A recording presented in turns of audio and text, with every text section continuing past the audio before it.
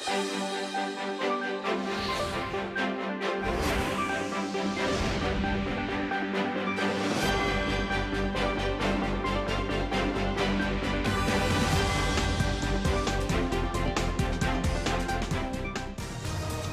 two leaders of South Korea and the U.S. have upgraded Washington's nuclear commitment against North Korean threats. That is the Washington Declaration, which involves the establishment of the Nuclear Consultative Group focusing on nuclear and strategic planning issues. Seoul and Washington will further beef up strategic partnership and economic security. That includes making sure that the U.S. Inflation Reduction Act and CHIPS and Science Act are mutually beneficial to both sides. Also announced in Wednesday's joint statement, the two leaders have agreed to get the ball rolling on discussions about expanding their alliance in cyberspace and outer space. We begin this morning with the latest on the Yoon-Biden Summit. Without further ado, let's head over to Washington, D.C., where our Yoon Jung-min is standing by. Good morning and good evening to you, Jung-min. Good morning to you there, Tommy. A very busy day here in D.C. Right. Lots of new deals and fresh commitments secured from the two allies. Now, please walk us through the day, Jung-min. Right, Tommy. So it's a little past 8 in the evening, April 26th, live from Washington, D.C. I'm Yoon Jung-min. No doubt it was an important day for the two leaders, Mr. Yoon and Mr. Biden, as they had talks ranging from security to economy, hoping to take the 70-year alliance to another level. For more, we connect live to our top office correspondent Oh Soo-young, who was at the White House earlier and breaks down the major points the leaders made during their joint press conference. Hi, Soo-young. Hi, Jung-min. Well, we saw a very comprehensive set of results coming out of that 80-minute bilateral summit. And as the two countries look to transform the alliance from a military and trade-based relations to a so-called global comprehensive strategic alliance, the joint statement that came out of the two leaders meeting today, it covered everything from, well, traditional security ties and, of course, some economic issues between the two countries to new emerging challenges that the two countries face together globally. So first, Presidents Yoon and Biden, they reaffirmed their commitment to the ironclad alliance amid North Korea's growing nuclear and missile threats. And while issuing the Washington consensus, the two sides expressed stronger commitment to America's extended deterrence policy of coming to the aid of allies under nuclear and conventional attack, and agreed to set up a new nuclear consultation group to engage in deeper cooperative decision-making on nuclear deterrence with enhanced visibility of U.S. strategic assets to the Korean Peninsula. The second major point was economic security, with the biggest sticking point having been the fallout from the United States industrial policies on South Korean chip makers and auto firms. The two leaders agreed there would be close consultations to manage the impact. Yoon and Biden also endorsed cooperation on supply chains to procure critical and emerging technologies, including semiconductors, batteries, artificial intelligence, biotech, and quantum technology. Other significant outcomes included the two leaders expanding their alliance into the realms of space and cyberspace. They actually issued a separate document on cybersecurity to address emerging challenges in the virtual realm, from cybercrimes to information warfare. They also pledged to expand space collaborations in both commercial and military domains. Furthermore, to foster synergy between future generations of entrepreneurs, academics and other such talents, they agreed to enhance institutional efforts as well as exchange programs for young people and STEM students in particular. Now, based on their shared universal values of liberal democracy, Yoon and Biden joined hands in efforts to bolster peace and stability for the international community. And when it came to their shared views on global issues, the two presidents condemned Russia's invasion of Ukraine and condemned in the strongest possible terms Moscow's actions against civilians and critical infrastructures in Ukraine. They noted that they are supporting Ukraine through various political, security, humanitarian and economic assistance, as well as efforts to rebuild the country, although they did not mention any measures of expanding support to Ukraine. They also remarked on the importance of preserving peace and stability in the Taiwan Strait, saying that they strongly oppose unilateral revisionist attempts in the Indo-Pacific region, citing unlawful maritime claims, the militarization of reclaimed features, and other such forceful activities. Now, going forward, Yoon and Biden committed to strengthening cooperation with Japan across the region to ensure that it is connected, prosperous, secure, and resilient. Back to you, Jongmin. Thanks for this, Soo-young. Now, before we take a look at today's headlines, let me first introduce our expert this evening. I'm joined by Mr. Daniel Russell, Vice President for International Security and Diplomacy at the Asia Society Policy Institute.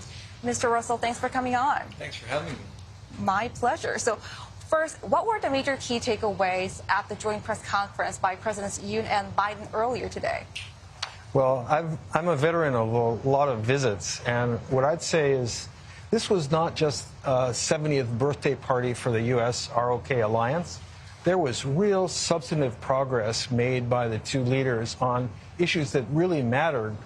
We heard in the Washington Declaration real progress on extended deterrence, on security overall, on the economy and economic security, but also on new frontier areas like space and cyber and emerging technologies. So a lot got done today. All right, just in a bit, I will get back to you in a bit to delve deeper into that topic. But first, here are today's headlines. As we just heard, the Washington Declaration involves stronger extended deterrence and overwhelming response in case of any nuclear threats from North Korea. Choi Min-jung takes a closer look. South Korea and the United States have agreed to develop an even stronger mutual defense relationship. At Wednesday's summit meeting, Presidents Yoon and Biden announced a joint statement dubbed the Washington Declaration, which is aimed at strengthening extended deterrence against North Korea's evolving threats. Outlining the statement at a joint press conference following the summit, the presidents reaffirmed their commitment to strengthening their military capabilities. 한미양국은 북한의 핵 공격 시 즉각적인 정상 간 협의를 갖기로 했으며 이를 통해 미국의 핵무기를 포함하여 동맹의 모든 전력을 사용한 신속하고 압도적이며 결정적인 대응을 취하기로 약속했습니다. The Washington Declaration is a prudent step to reinforce extended deterrence and respond to advancing DPRK nuclear threat. Look, a nuclear attack by North Korea against the United States or its allies or partisans or partners is unacceptable and will result in the end of whatever regime were to take such an action. The two presidents also announced the establishment of a new nuclear consultative group to engage in deeper cooperative decision-making on nuclear deterrence.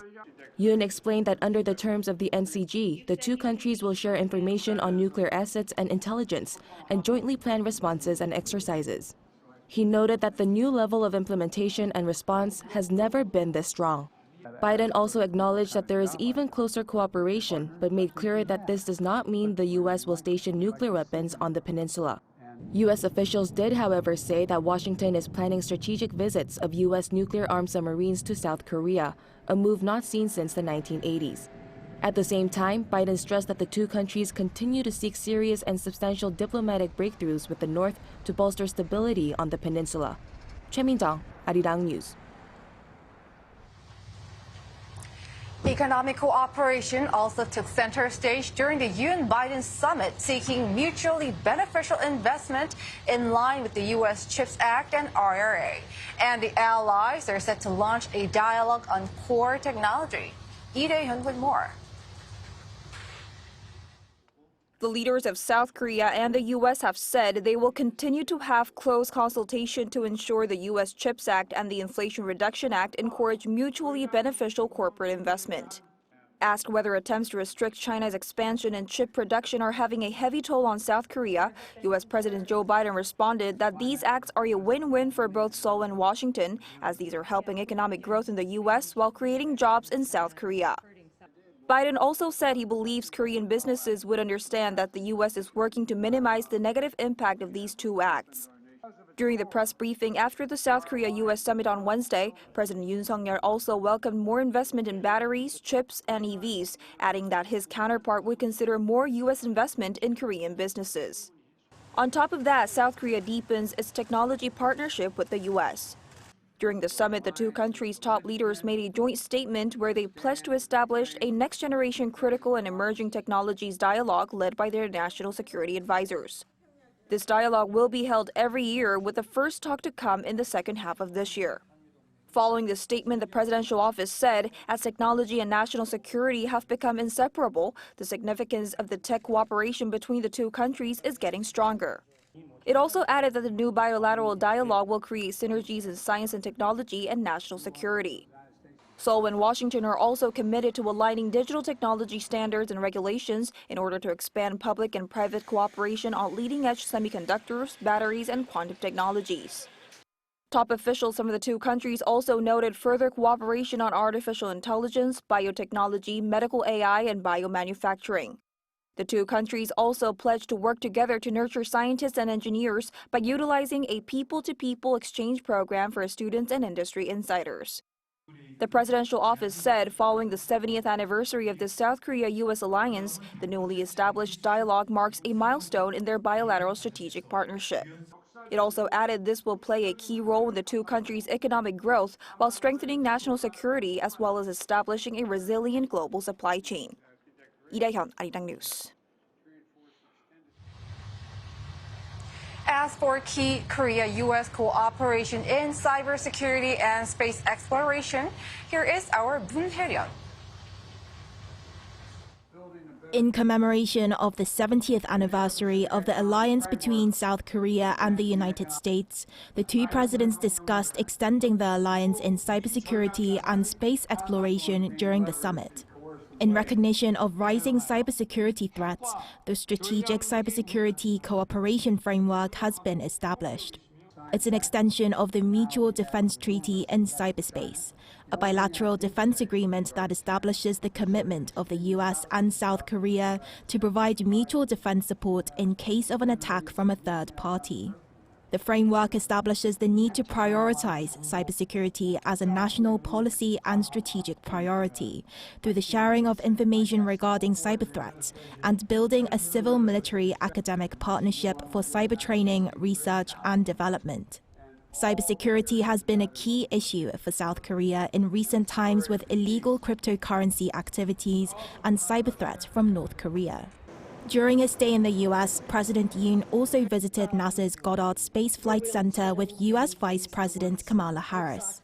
With the third launch of the Korean space rocket Nuri carrying 8 satellites coming up next month, he was able to see how satellites are used by NASA to monitor climate change, further demonstrating the importance of developing space programs at home and collaboration with American aeronautics research. Harris also mentioned South Korea's lunar orbiter Danuri, which was launched last year on board a SpaceX Falcon 9 rocket from Florida, as a stepping stone for further collaboration in space exploration. With regard to this afternoon here at Goddard, we discussed our cooperation on the issue of space exploration. Notably, last year, South Korea placed a satellite in lunar orbit that carries a high-resolution camera from NASA, and will continue to work to search for water on the moon. South Korea will soon fly payloads through NASA's Commercial Lunar Payload Services Program. I like to think of it as our version of a rideshare program for space exploration. NASA's Deputy Administrator and South Korea's Minister of Science and ICT signed a joint statement of intent to further cooperate in science and exploration. In addition to expanding the alliance to space exploration, Yoon and Biden agreed to work on space security collaboration, as well as clarifying the recent policy that eased U.S. export restrictions for satellites, a move that greatly benefits South Korea's space launch industry. Moon Hae-ryun, Arirang News. An alliance forged in blood. Freedom is not free. Both were phrases repeated over and over as the two leaders met and emphasized the importance of their relationship as they celebrate the 70th anniversary of the alliance. Our Kim Do-yeon gives us a detailed look at the leaders' remarks. Commemorating the 7 decades of the ROK US alliance while mapping out the next decades to come, President Yoon Suk-yeol and President Joe Biden held nothing back in hailing what's been achieved through relations between the two countries. 한미동맹은 세계의 자유와 평화, 번영을 위한 글로벌 동맹입니다. 한미동맹은 미래로 나아가는 동맹이고 행동하는 동맹입니다. 저는 동맹의 70년 역사를 되돌아보고 동맹의 미래를 함께 설계하기 위해 여기 왔습니다. Mr. President, ours is a future filled with unimaginable opportunity and endless possibility. Nothing is beyond our ability to reach when our nations and our people stand united. We have proven that time and again over the last 70 years. The remarks were made during the arrival ceremony for President Yoon, and the celebration was at the fullest scale as Yoon's visit was a state visit, the highest level of invitation for a foreign leader. This is the first time in 12 years that such an invitation has been extended to a South Korean president, while it's only the second state visit to take place under the Biden administration. Celebrations aside, it was clear the two leaders were prepared to make decisions together that will reflect the values of the alliance. 힘에 의한 현상 변경 시도, 또 공급망의 분절과 교란, 식량과 에너지 안보 문제 등으로 세계의 평화와 안전이 도전받고 위협받고 있습니다. 가치 동맹인 한미 동맹이 세계 평화와 번영을 위협하는 위기를 극복해 나가는데 핵심적인 역할을 할 수 있습니다. While the two leaders spoke on a global scale, the two also recognized the individual efforts made to uphold the very core spirit of the alliance. The two announced that a missing soldier from the Korean War has been accounted for. His name, Army Corporal Luther H. Story, a Medal of Honor recipient. The Republic of Korea and the United States worked together to identify Corporal Story's remains among those buried as a Korean War unknown in the National Memorial Cemetery of the Pacific. Today, we can return him to his family and to his rest with all the honors he deserves, because we never forget our heroes. The joint statement on this matter said, the supreme sacrifice and heroism of Corporal Luther Story is illustrative of the freedom, security, and prosperity the South Korean people have today. There are still more missing to be found, but the announcement shows that while both nations look forward to a collaborative future, a reminder of the cost of freedom is just as important.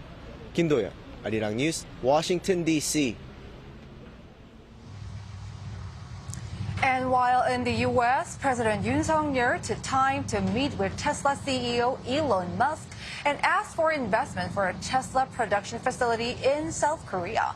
According to the presidential office, Wednesday's meeting took place at Musk's request. Yoon stressed that South Korea is an ideal location to run a Gigafactory, given its advanced robotics and labor force, while vowing active support in terms of location and taxes. Musk responded that he expects to pay a visit to South Korea, saying the country remains a leading candidate for a Gigafactory.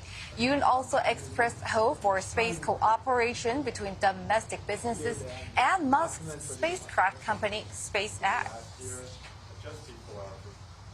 In the meantime, the South Korean and U.S. First Ladies Kim Gun-hee and Jill Biden visited the National Gallery for a private tour of exhibit by abstract painter Mark Rothko.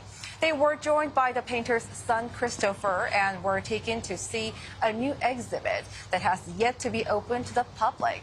The First Ladies previously met back in May during Joe Biden's visit to Seoul, where Jill Biden mentioned Rothko's exhibition in South Korea, organized by Kim, saying it was the first such large-scale loan of paintings from the U.S. National Gallery.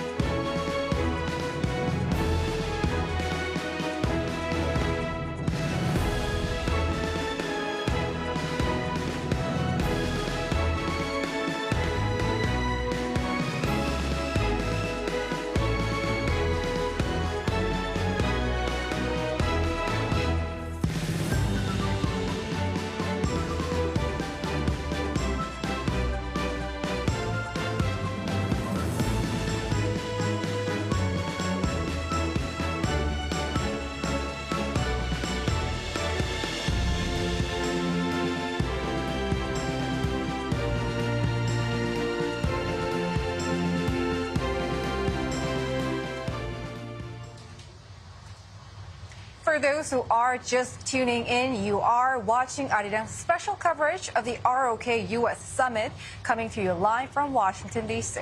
And for further discussion on that, let's turn back to Mr. Daniel Russell. So, Mr. Russell, overall, I want to ask you, how do you assess Washington's Washington Declaration unveiled today by the two leaders, pledging for stronger extended deterrence through the Nuclear Consultative Group as the U.S. leans towards non-proliferation in the face of nuclear threats from North Korea? I think it's really important.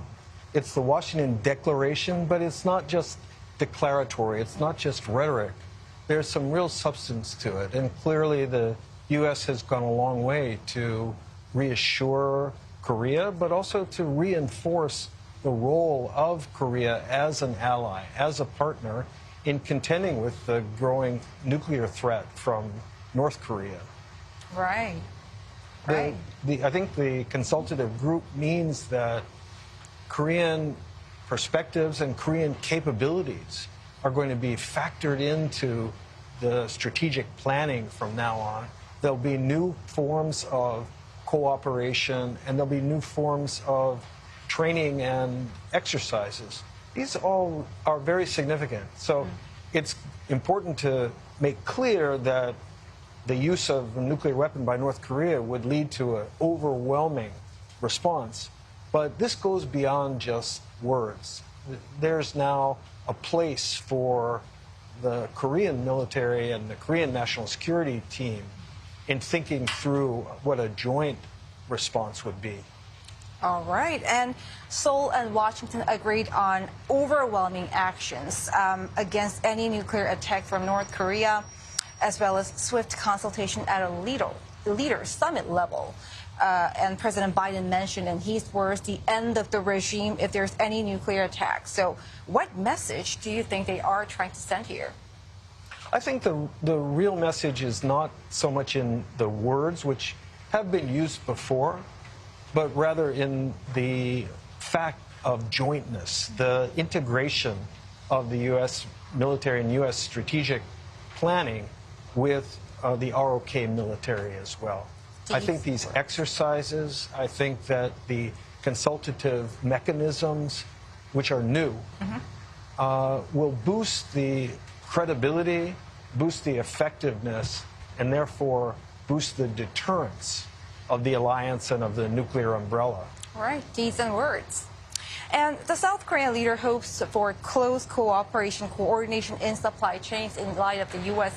CHIPS and Science Act and the IRA. And the allies have also created a dialogue on technology, that is core technology that involves chips, batteries, and biotech.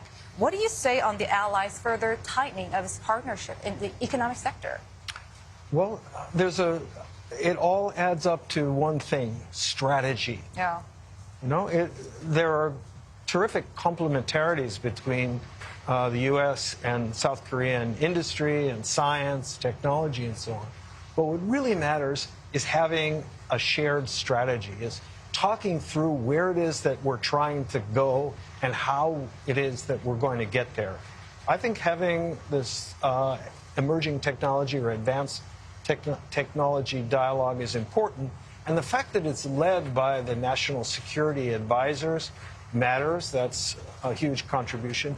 But it also goes hand in hand with some of the other aspects of the summit outcomes, including student exchange, including STEM training. For future generations. Absolutely. So I think it's, state visits are big deals, and they're rare. And it's obvious that a tremendous amount of thought and a lot of work went into this. This is not only a look back at the origins of the alliance, it's a look forward to where the two countries think they can go.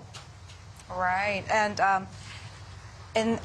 on the rather regional issue, President Biden thanked President Yoon for his, quote, political courage to mend Seoul-Tokyo ties. So what does South Korea gain from a change in its foreign policy? Well, South Korea gains tremendous credit for the political courage that President Biden referred to, but what South Korea really gains is security and economic growth. Neither South Korea nor Japan, or for that matter, the United States, can really be secure in the face of the significant threats that we all face if we're not working together. And removing the blockage, removing the impediments that had limited cooperation in the past is a huge step forward. I know how strongly President Biden feels about this because I accompanied him when he was vice president on his visits to Seoul and Tokyo in an earlier era, 2013, 14.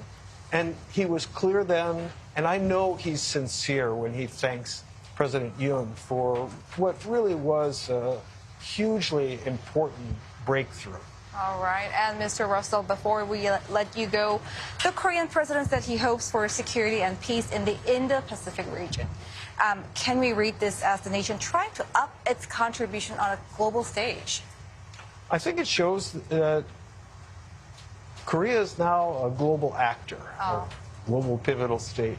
Korea has interests around the world, so what happens in the world matters to Korea, and Korea can make a difference in the world as well. So this broader, comprehensive, strategic alliance that is global, not limited to the Korean peninsula, it represents major progress. This is the direction that Korea has been moving in, and it's welcomed not only by the United States, but throughout the Indo-Pacific region and, frankly, throughout the world. All right, Mr. Daniel Russell, Vice President of Asia Society Policy Institute, thank you. Thanks for having me. All right. And for sure, this meeting carries significance for the two countries in terms of security, the economy, and future growth. And for more of the day's other headlines, back to the Arirang News Studio in Seoul with our Kim Dami. Tami.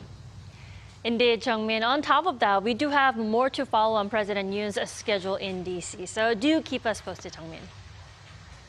You bet. All right, on to other news. Chinese President Xi Jinping held phone talks with his Ukrainian counterpart Volodymyr Zelenskyy for the first time since the war in Ukraine began last year. Xi reportedly told Zelenskyy that Beijing will send an envoy to Kyiv to serve as a mediator to pursue a political settlement. Lee Seung-jae with the latest. For the first time since the outbreak of the war in Ukraine, Chinese President Xi Jinping held phone talks with Ukrainian President Volodymyr Zelenskyy on Wednesday. The phone call between the two leaders lasted for nearly an hour, with Zelenskyy noting that the talks were long and meaningful. Posting to Twitter, Zelenskyy also said that the phone conversation between the two leaders will give a powerful impetus to the development of their bilateral relations. The Chinese Foreign Ministry said Beijing's core stance is to facilitate talks for peace, noting that an envoy will be sent to Kyiv to facilitate peace talks. Beijing also stressed again that it has always stood on the side of peace on the Ukraine issue, adding that all parties involved reflect on the Ukraine crisis and seek a new way for everlasting peace in Europe. In response to the phone talks between the two leaders, Moscow praised Beijing's readiness to establish peace talks, but slammed Kyiv for rejecting any sound initiatives aimed at a settlement. While Washington welcomed the talks between Xi and Zelenskyy, it said it was too soon to tell if it would lead to a peace deal. The phone call follows a state visit to Russia by President Xi last month. As a traditional ally of Russia, China has refrained from denouncing Russia's invasion of Ukraine, but has taken on the role of a mediator in a bid to end the war in Ukraine. While China's role in the peace process has largely been met with skepticism, Ukraine has cautiously welcomed the initiative. Lee Seung-jae, Arirang News. South Korea's professional baseball league is seeing a rebound in fan attendance after the pandemic years, as the KBO League has surpassed 1 million attendance for 2023 in just 101 games. According to league organizers on Wednesday, the milestone has been reached in the fifth fastest time since the league began in the 10-team system. Now, normally the league has 5 games per day, 6 days a week. The fastest time it took for the league to surpass 1 million attendees was in 2019, when it needed just 90 games. Much like many other professional leagues around the world, the KBO League was impacted by the COVID-19 pandemic restrictions, with games played without fans at the peak of the pandemic.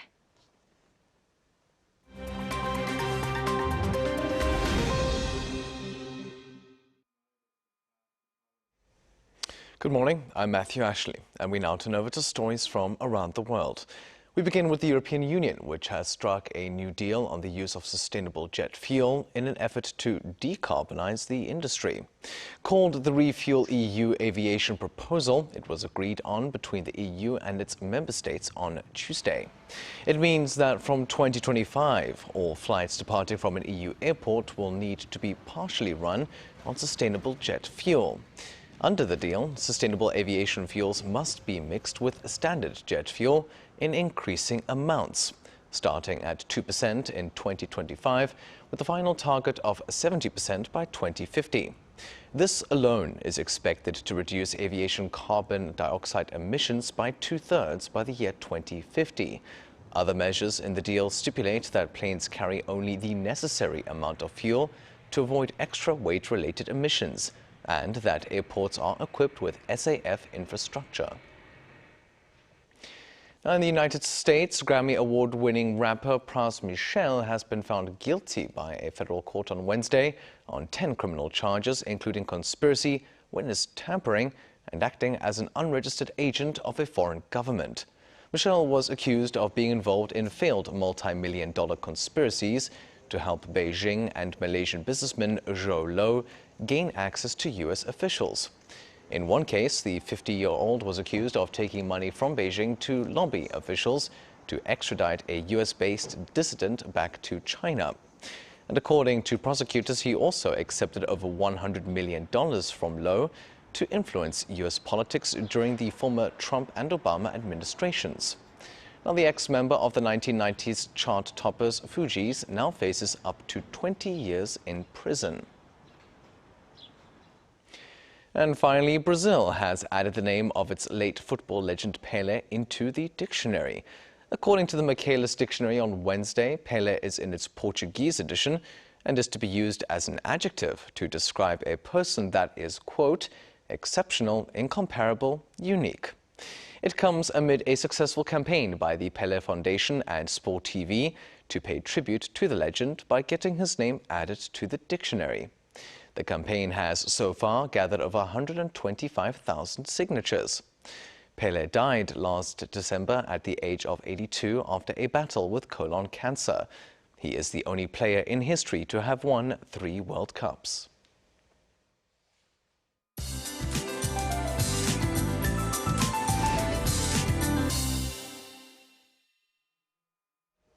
Good morning. The nation is having a chilly start to the day to 6 degrees lower than the same time yesterday, along with a breeze. Some inland areas even had sub-zero wake-up temperatures. But highs will rise fast with sunshine going up 3 to 9 degrees higher than yesterday. So as you have guessed, temperature gaps between lows and highs are very wide today. Most areas are seeing highs that are above 20 degrees this afternoon under sunny skies with normal to good air quality nationwide. So it's a good day to spend some time outdoors this afternoon. Meanwhile, Jeju and the South Coast will see rain tomorrow, which will spread nationwide by Saturday. Then the last day of April will be a pleasant one. Now, over in Washington, D.C., it's going to be dry during the day with some sunshine before another round of showers approaches by sunset on Thursday. With that in mind, here's a look at the international weather conditions.